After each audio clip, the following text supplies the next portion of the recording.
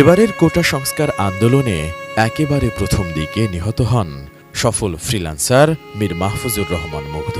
Bangladesh university of professionals তথা বিইউপিতে পড়ুয়া এমবিএর শিক্ষার্থী ছিলেন তিনি।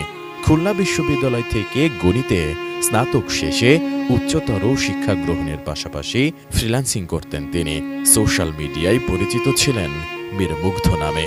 দেশপ্রেম আর মানবতার চেতনায় উজ্জীবিত এই তরুণ জড়িত ছিলেন স্কাউটিংয়েও। তবে কোটা সংস্কার আন্দোলন চলাকালে মাথায় গুলিবিদ্ধ হয়ে ঝরে গেছে এই তাজা প্রাণ। গুলিবিদ্ধ হওয়ার কিছুক্ষণ আগের একটি ভিডিওতে দেখা যায় ধোঁয়ায় আচ্ছন্ন সড়কে ছোটাছুটি করছেন শিক্ষার্থীরা। এর মধ্যে হাতে পানি ভর্তি বাক্স ও বিস্কুট নিয়ে